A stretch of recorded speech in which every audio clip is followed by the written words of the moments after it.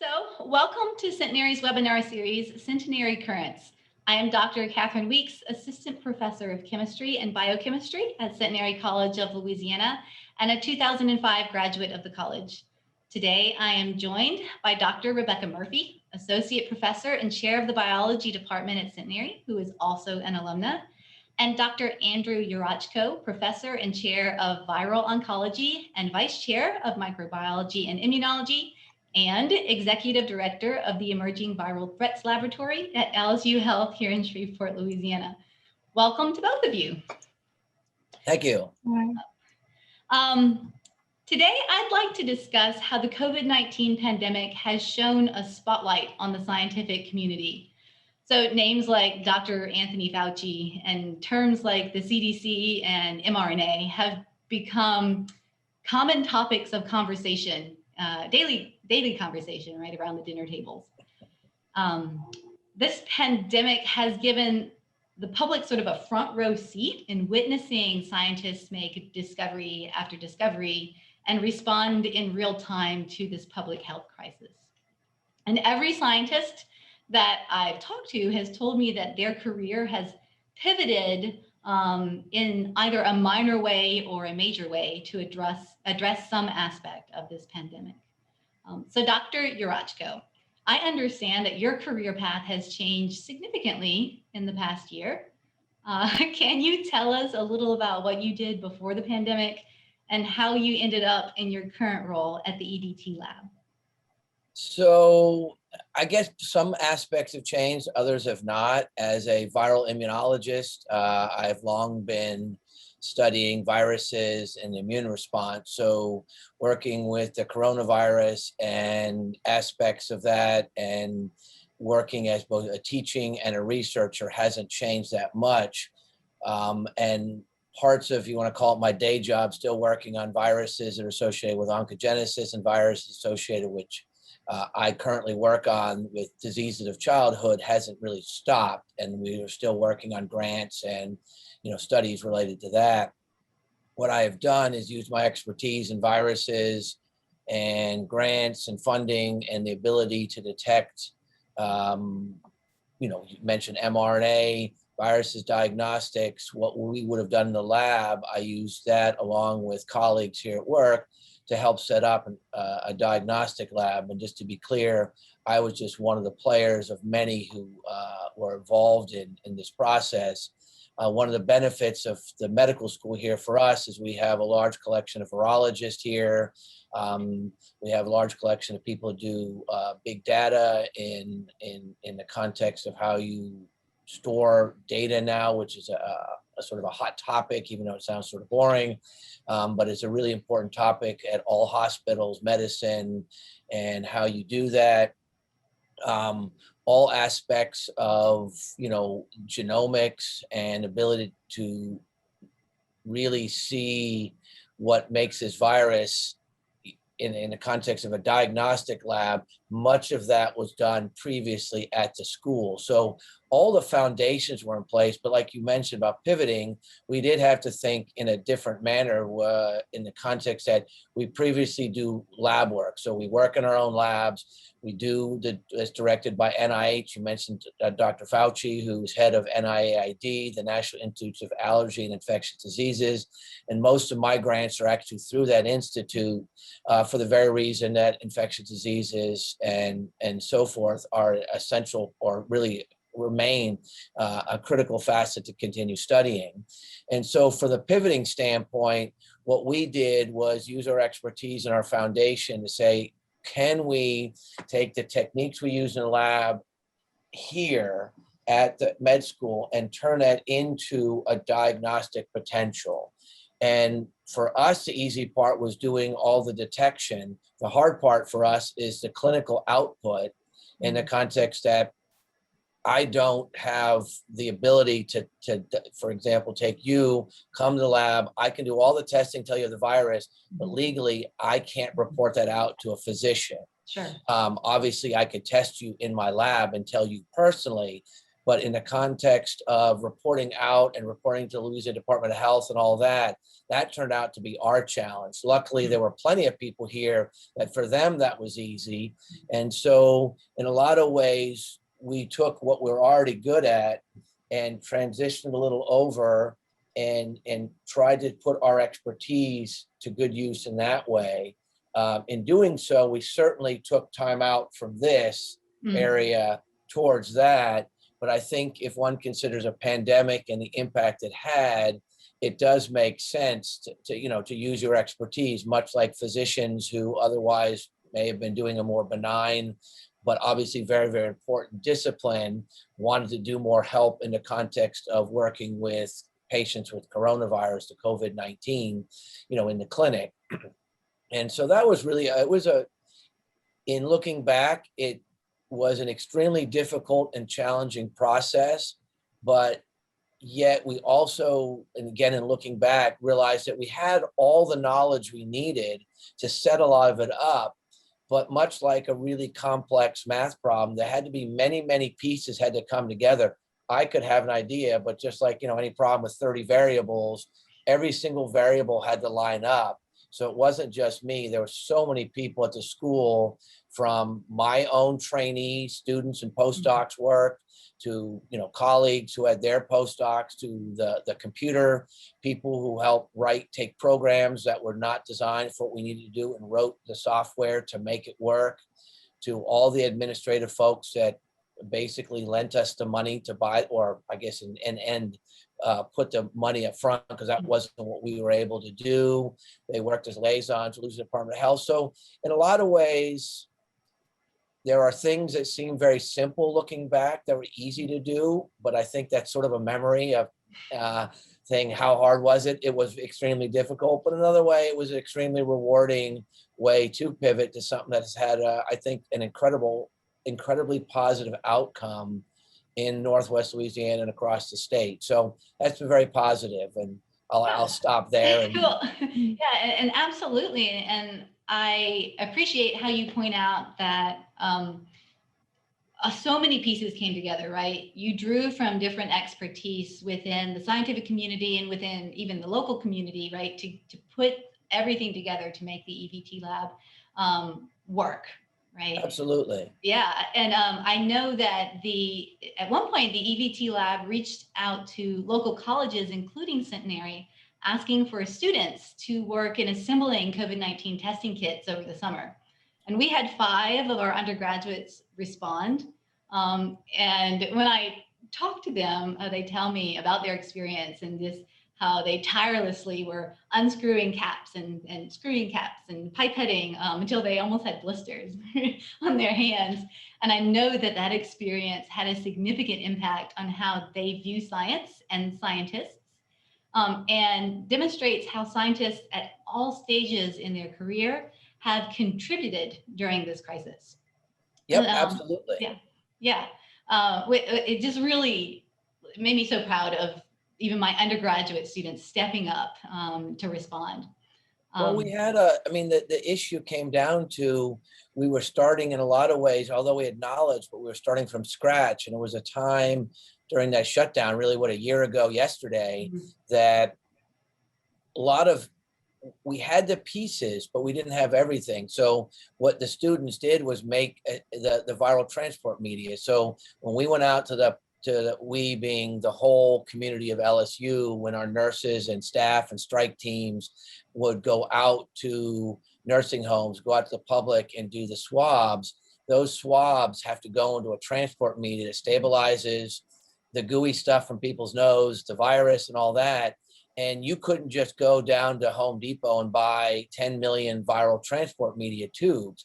But what we did have was all the individual components. So we had tubes, we had swabs, we could, you've worked here at the med school or been to the med school, and all the associated chemicals that come in powders were already in the lab.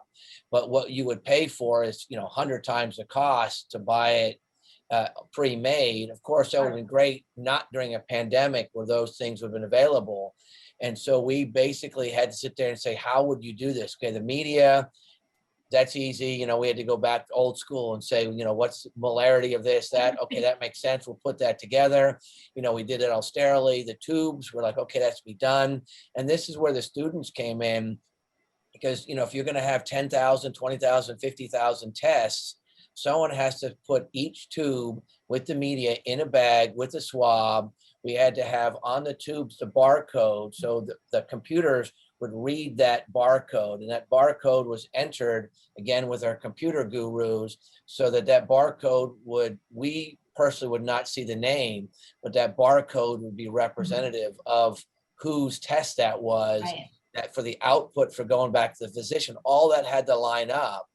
And so really it was like thinking of, you know, all the steps in building a car. I realize it's not a car, but where there's many, many pieces that come in and they feed in along the way, we had to really think about that. And the students played an absolutely a critical role.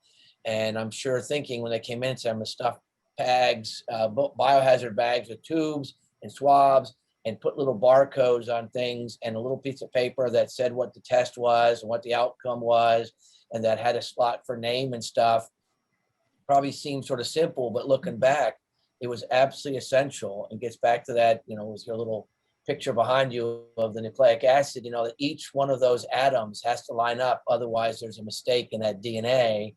And that was the same exact thing here, was one mistake and the whole thing bottlenecks. We don't have, you know, ability to swab a person. It doesn't help us. If we don't have the media to put it in, it doesn't help us. If we don't have the students packing thousands and thousands, they don't work. If we don't have the people in the lab who run the assays working, and at the time we didn't have techs, we didn't have med techs, it was just, you know, our normal staff working research, offering to do this. And, you know, everyone really stepped up. And, you know, like I said, it's so many people involved, and I was just a small player in it, but happy to be a part of that business. Absolutely. I'm going to pivot to Dr. Murphy, and I'm going to ask, how has this pandemic impacted your career?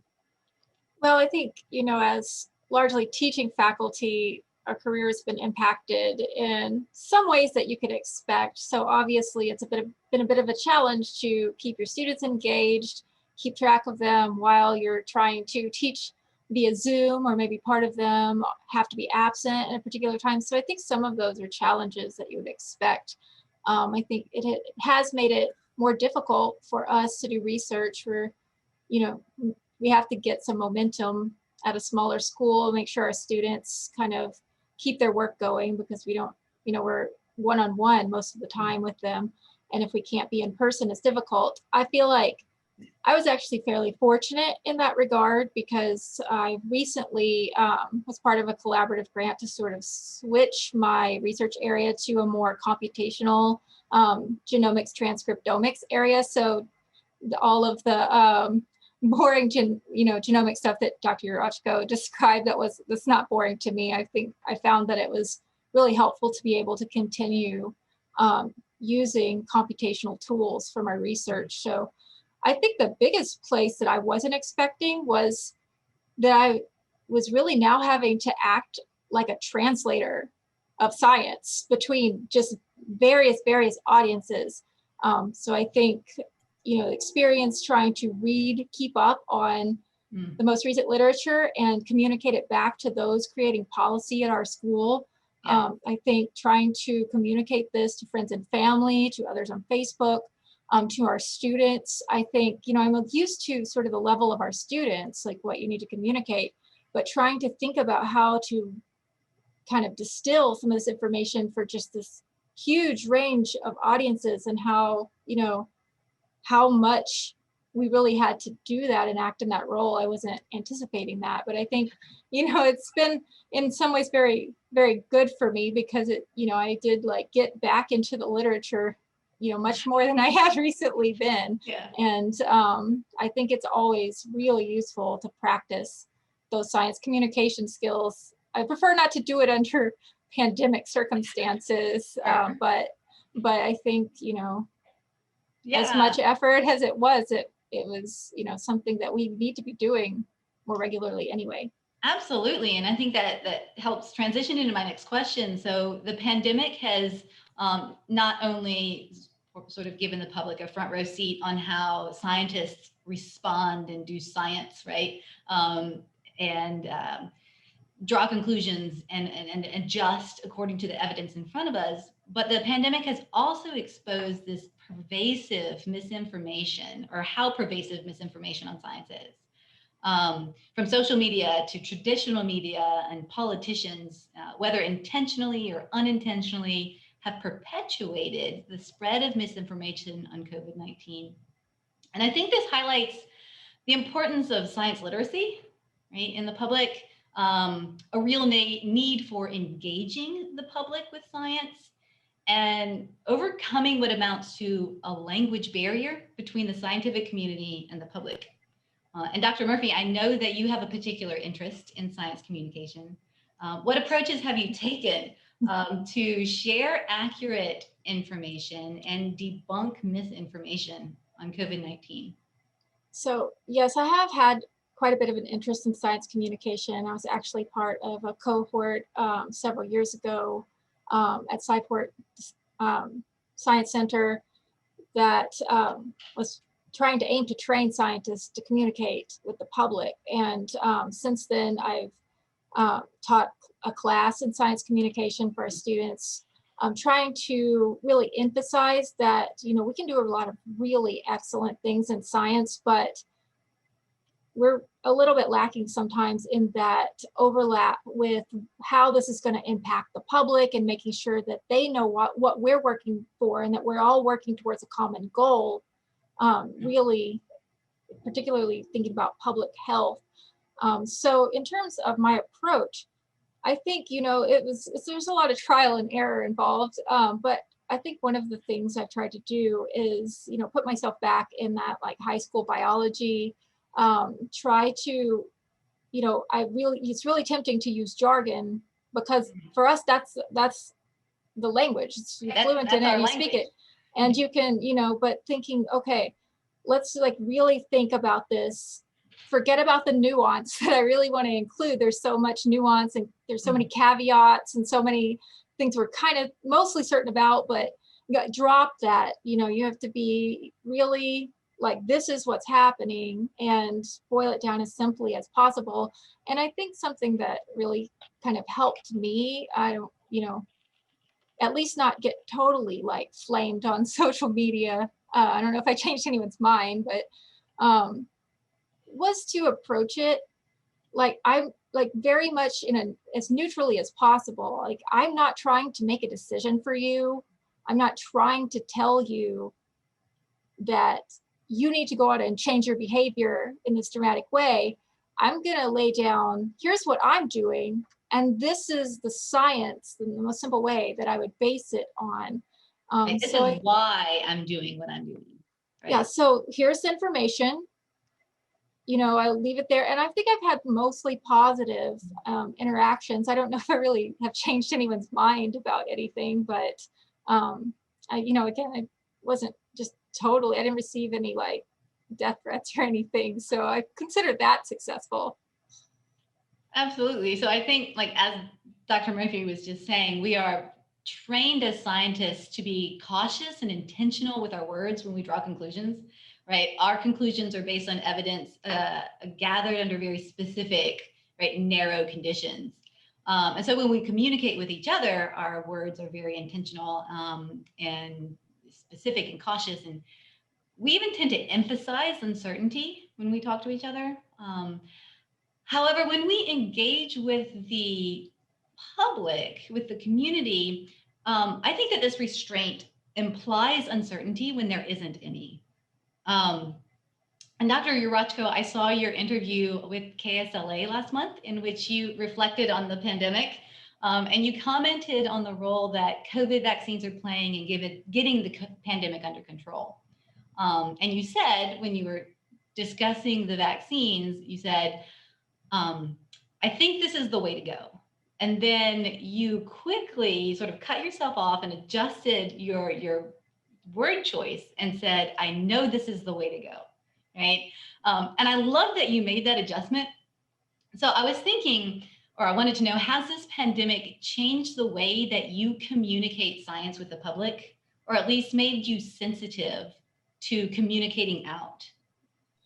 So, that's exactly, that's really, in my opinion, is 100% correct. So when you think about all the discussions of the vaccine, and for me, have been heavily involved with at least knowledge of vaccines. My uncle worked with Jonas Salk on the polio vaccine. So there's another Yurachko out in the literature that's officially, I actually have up on my bulletin board a picture with him in the background I found for successes of vaccines during med school teaching. And I didn't mean to find that one. I was looking for polio and I was reading the caption, and it has my uncle's name on the front cover. So I've sort of always been involved. But you're right. When, as a scientist, if I was talking to you, I'd say, well, these are the concerns. These are what we know. These are concerns. But as a scientist, we know that what we're being is accurate. We're saying, look, we know this works. However, you have to be realistic. You don't know this, this, and this.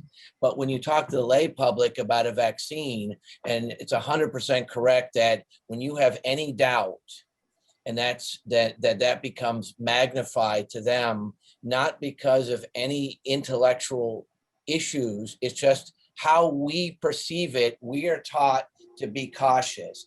And like you said, cautious is interpreted by, a non-scientist as being, maybe it doesn't work, maybe there's something going on. And we see this, with the current pandemic, with people hesitancy in the vaccine. And there's always been a negative movement for vaccines, and probably people, in that mindset, would be difficult to have their minds change. For a vast majority, they do want to take the vaccine. They do want to get out of this, but they hear things like, well, 90% efficacy for the vaccine. Their interpretation is 90 people are safe, 10 people are going to die. And that is their interpretation. And if you look at the actual meaning on those documents and news, that's not what they say. But you could see, if you don't appreciate that, it's 90% of the people are completely safe, 10% have no protection. But what gets lost in the translation of the news is that 100% of those people didn't get sick, didn't go to the hospital. It's just with all vaccines, for whatever reason, with our differences, what makes us all different humans is you got the vaccine and you maybe got a little bit sick. And I was in the clinical trial and I had to fill out a thing, and it says, did you have a headache? Did you have a sneeze? Do you have every possible thing that could happen when you take a vaccine is listed there, from heavy duty to you end up in a hospital to do you have a headache? And how many people probably filled that out and said, yeah, I guess I got a headache. I bet it's a vaccine. And so that gets, misinterpreted. And it's so important to collect that data, right? To keep up with that so that we can make adjustments when necessary. And, if you ever look at a drug that's listed on the news, like this drug does something, you always see a couple weird ones when they list it. It might cause cancer, and maybe it's one that prevents eye infection, but somebody in the clinical trial got a cancer taking the therapeutic drug, and therefore it's listed. So for a physician saying, hey, you're going to take this, you go, okay, and they'll say all these lists of things. You'll know exactly when you look at that somebody had a heart attack. Someone had nothing to do with that. But someone who doesn't know is going to read that, go, oh my God, I could get a heart attack, and my hair could fall out, and I could get cancer, and it gets magnified. So I agree. When I remember that I was talking to Christian for that KSLA interview, and I have been trying to be careful when I talk to the public how I phrase it so it's not misinterpreted, right. Versus when I talk to you or when other people ask as a scientist, well, what are your thoughts on how it works? And it is hard. And it's not that you're trying to be misleading. It's that how we interpret facts is based on where we are. Right. Like Dr. Murphy said, when we use jargon, and if you go to the hospital, the clinicians use all sorts of jargon that, you go in there and you're like, I wonder what they're talking about sometimes. And you got to really think about it. And, and how they explain that to the patient is going to be different than when they're talking outside. And I think that becomes a critical facet to science, to lay public discussion of these situations. And, I guess like we both said, it's taken some time to start off with that. I've always done a lot of outreach. I've been doing talks at the high schools and colleges around here, obviously give national, international lectures, to scientists, it's easy. But when you talk to the lay public, and I've done March of Dimes, for childhood, where I was a scientist and had to speak to the fundraisers. And it was a very different style of talk I had to put together, cutting out jargon, yet still explaining everything I otherwise would have said about childhood illnesses and viruses that do that, but in a manner that makes sense to them.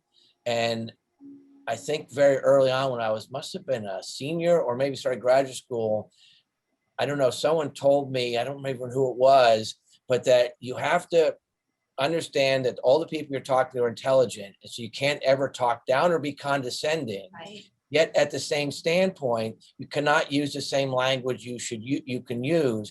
And it seems very obvious, but if you talk down as if that the audience are children, where you are really talking very simple, you lose them just as much as if you had just filled with jargon. And there's a real professional way to do that. And it's something, I think we all probably do a good job of, but occasionally, like you caught in that thing, that it is something you have to make sure that you're constantly, your little filters are going, who's my audience, and stuff. So it's an interesting process, but it's fun, challenging. And I think with outreach I've done in the community, in the cancer angle and others, it's helped me with that, but I'm still sort of trial by fire a little bit in my own present thing. So yeah, I remember being in grad school and learning how to communicate with scientists, with peers, and then going on to my postdoc, and that having to take it even up another notch to right, really be specific. And then when I started my career in education as an undergraduate professor, I had to adjust how, I was no longer communicating with specialists in my field. And I had to, find that specific communication skill, right? Right, I'm not right. talking to high school students. I'm not talking to specialists. There's this gap here that I need to find. How am I going to communicate with this group of people? And then as this pandemic, started, there was so much misinformation out there. And again, I started having to adjust. How do I communicate clearly with this whole new audience that very publicly, right, with an audience that I typically don't engage with regularly. But as vaccines become more available and the eligibility criteria broadens, I've been thinking optimistically about traveling with my kids, going to see family, teaching indoors, right, Dr. Murphy, safely, and life without masks. And but I've also been thinking about how important it is to have scientifically aware citizens for science-related public policy decisions that are essential to communities' health, right? Even our national success. So, Dr. Murphy, how do you think that your experience during this pandemic will impact perhaps your research, your teaching philosophy, maybe even community outreach in the future? Well, I think it's, although I've always had an interest in outreach, and I have taught classes where I've tried to emphasize the importance of this for students as well, get them out into the community. I think this is really driven home for me, kind of the public perception of science. I think there's a lot of idea in the public that, science is, there's common sense. So any person, you don't really need, a lot of training to do this. And so really, it's like if somebody asked me to come work on a car and I thought I could do it because I, read about working on cars once. I think, trying to be more responsible with the public and communicating with them, because it really does take training, not just intelligence, like Dr. Rochko was saying. I mean, you want to be really respectful in these conversations, because there are plenty of people out on this planet that are smarter than I am that aren't scientists. But, trying to really think about having these respectful conversations where, I'm able to use my training. I feel like, I guess maybe if I wanted to put it more simply, actually, giving back to the public in the best way that I can using the training that I have. And I think maybe embedding a bit more of this philosophy into my teaching, my research, those types of things, so that people understand. I really don't think that the relationship between science and the public should be the way that it is now, where we have these, as good as these outreach events are, we all do them once in a while. I feel like for it to really operate at its best, it needs to be a continual conversation. And I don't know who makes that work or how that happens, but I think that philosophy, I'm going to bring some of that back when teaching my students. Like, yes, you may be a really excellent physician, but you need to be able to talk to your patients. Like, you need to be able to talk to people about this in a way that helps them make an informed decision about what they want to do. So, yeah, when I think about sort of educating the public, maybe even starting in schools, we teach our kids specific scientific concepts, maybe fundamental information on biology, or what is geology, or physics. We also introduce them to the idea of the scientific method, right? That there's a specific approach to engaging with science. And I hope and I wish and I think that we should maybe emphasize the scientific attitude more than just facts and just the approach, but the attitude of constantly looking for truth, almost, right? Well, not even almost, but looking for truth and making adjustments in our conclusions as we are presented with new evidence, and adjusting our behavior accordingly. And anyway, that's just one of the things that's sort of been playing in my mind as I reflect over interactions over this past year.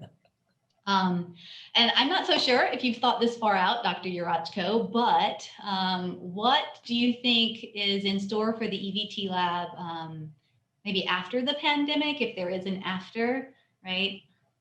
So it gets back to some of the same questions we've been talking all along, that, we want to engage and be better off with public health.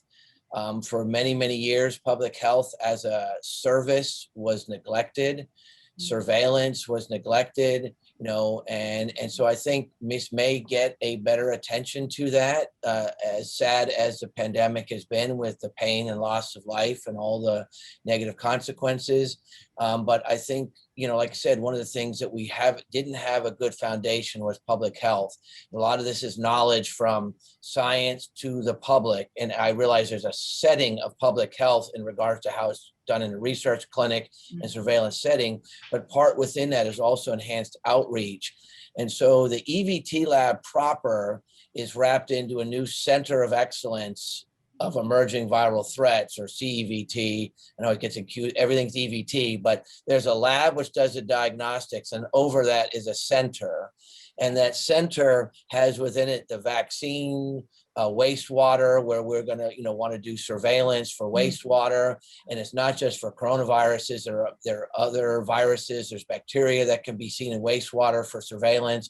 You can do it outside of schools and things. And obviously this is all in a manner where there's no individual human that has to feel bad about something going on in a neighborhood, but it gives us a feeling and a flair for what might be happening in a certain community. There's also, again, you can even go beyond virus and pathogens. You can find opioids and things like that. And again, this is not from a standpoint of the police, but from a standpoint of addiction and understanding addiction and health, public health, and outreach to people with issues. So there's a lot of elements within the center, I think, have a lot of long-term consequences from this idea of growing public health, from surveillance for viruses, bacteria, other indicators of health, opioids being an example I use. There was a component with outreach. In fact, when I get off of this, I'm on a community advisory board when we are talking about outreach to, communities across all the spectrums of racial communities and, all the things to vulnerable population. How do you get this word out? And I think that's going to be one of the key facets doing, and Dr. Murphy had said the same thing of how, scientists have to serve to do this mission to get the word out. You said the same thing as well. And how do we, get the word out and get knowledge out? And, some of it is a little trial by fire in working with a target audience. For me as a dad of daughters, I'd frequently go to sporting events with lots of other dads, and we would talk about the papilloma vaccine, which of course is a critical element. It started off in women, young girls for cervical cancer. Now it's for boys. And I was surprised how many dads would not didn't want their daughters to get it because they're worried about one thing, SEX, and they didn't know how to discuss it. And I said, it's a virus that causes cancer. It's nothing to do with that. Just do it. It said, if you're going to do everything as a dad to protect your daughter's life, why would you not want to keep her, from getting the vaccine that is 99.9%? And I realized, thinking about dad mentality, that no dad wants to talk to his daughter about that. So I was like, okay, that will never work, that route. But the thing of, but you want to protect her. And so again, my point being that learning the audience and learning a little trial by fire, that was one little example for me. But I probably had 20 or 30 dads, at least in these various things. They're like, oh, I'm gonna get my daughter vaccinated. Right. And I was like, wait, 20 or 30, little girls, 9 to 13 or something, that, now we'll have a 99 somewhere in that % chance of not getting, papilloma and cervical cancer. And they'll probably do their little boys now, since it's now FDA. And I think that's a real challenge. And these are things we have to do.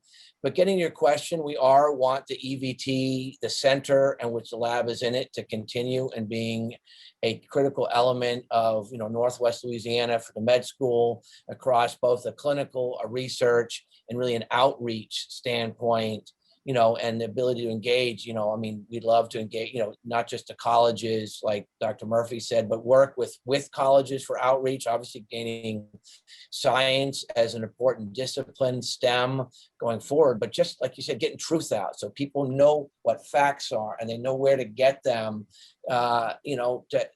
which I guess in the end it gives them a better life, just to know where to get the facts and things like that, and we're, in many ways, this outreach, in many of my interviews and things, it's opened my eyes even on the vulnerable population, how not just there's a lack of facts, but they don't, some people don't even have computers and access the ability to do that.